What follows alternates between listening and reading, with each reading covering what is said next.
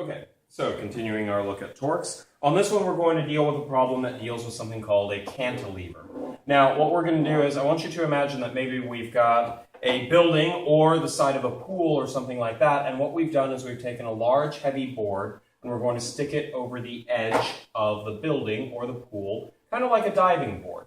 Now, in this case, we're going to do something weird. We're not actually going to bolt that diving board down in place, which means we've got a force of gravity, pulling on the diving board in the center of the diving board. That'll be equal to the weight of the diving board, which is equal to mg. Now, we've been told that the mass of this beam, at least for me, is 290 kilograms, and that it has a total length of 8 meters. Okay? Now, what they want to know is this. We've got a person whose mass is 60 kilograms, who is going to walk on this, and they are wondering how far out they can go before tipping the whole thing over and falling to a very unpleasant death, possibly, or into the pool. So, we actually had a lab in class somewhat similar to this, where we were using it to actually find the mass of the meter stick instead, or the mass of an unknown object, depending on which version of the lab you ended up with. But what we'd like to know is this. How far from the edge of the ledge can the beam extend? Okay. Let's see. So they're wondering about walking all the way to the edge of this, and if the person does that, what they want to know is basically how far out, x, can the beam extend for the person to stand on the edge and it not flip over. So we're looking for the last point of static equilibrium.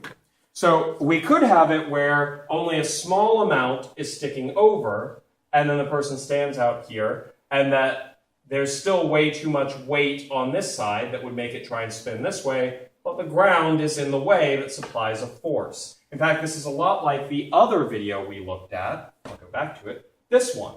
In fact, it's pretty much the same, except this is a solid object and there's a weight kind of sitting on top here. What they're saying is we're looking for the last point until this is just about to teeter and fall over.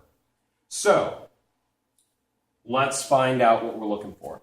Now, the last thing that I'll bring up is, much like this one, the edge of the building or pool, however you want to look at it, is going to exhibit a force upward even as this thing is starting to teeter and spin. So this is where we want to set our center of rotation, so we don't have to worry about that unknown force supplied by the edge of the building or whatever this thing is on. All right, so let's find the weight of the board. So that's going to be 290 kilograms. 290 times, what do they tell us acceleration due to gravity is? They do not, let's see. Okay, they don't actually, that explains why they don't do that. So let's go with 9.81. Here's what we've got.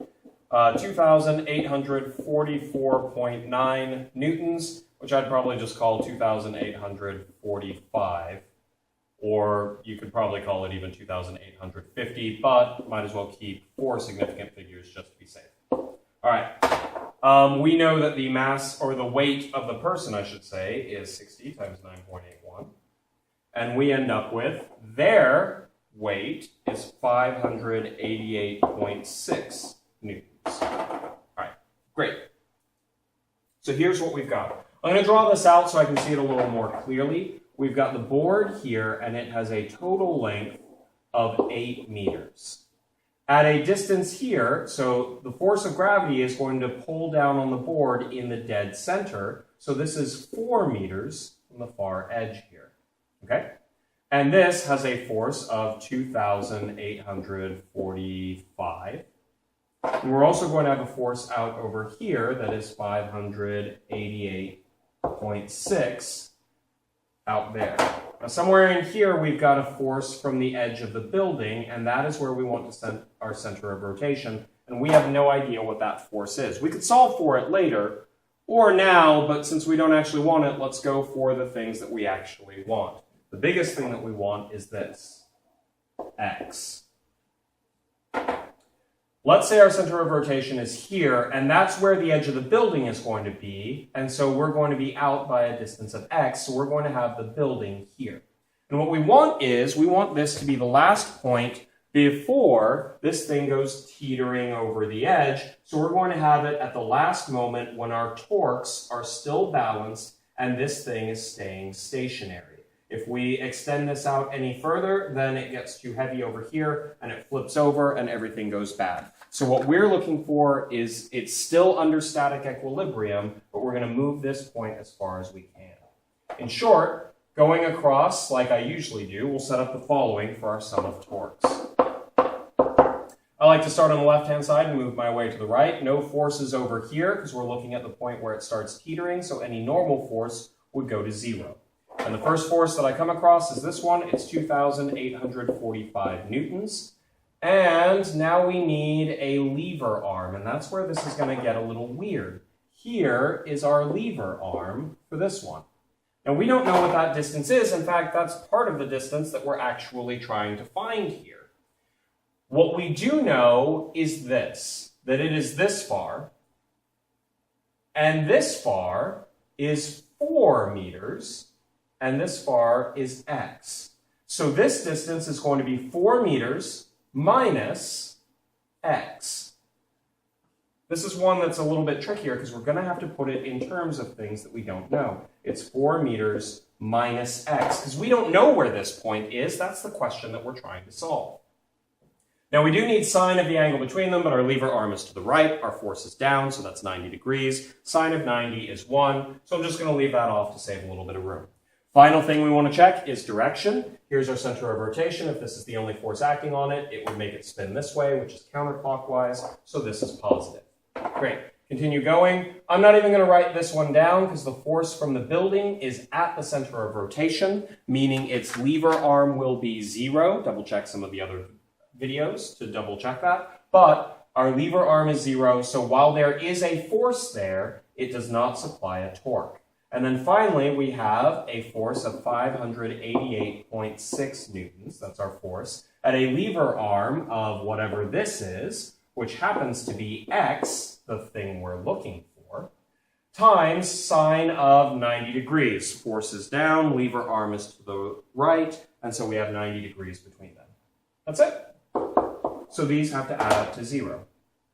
All right, so I quickly find that 2,845 newtons times 4 minus x equals, because I'm going to, equals, it will be, but I'm getting ahead of myself. Here's my center of rotation. If this is the only force acting on it, to no one's great surprise, it's going to make it go clockwise, so this is a negative torque. They're working against each other so that they come up to 0. All right, back where we were at. This is why I can now set them equal, because I add this over to the other side. 588.6 newtons times x. Okay, great.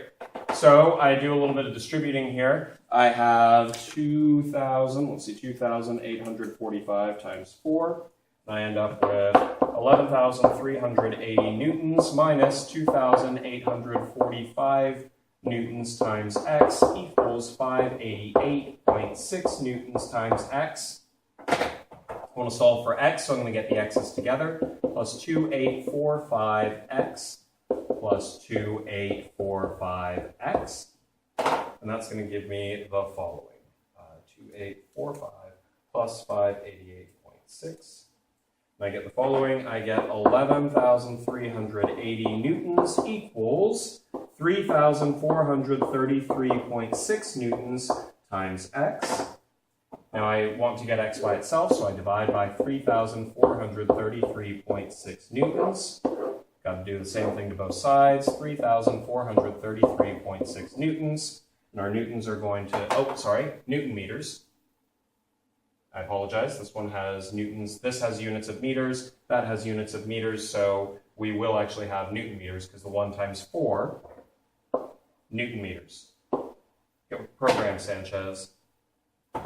Newtons cancel out, leaving meters, and we get x is equal to, let's see, 11,380 divided by that, 3.314 meters.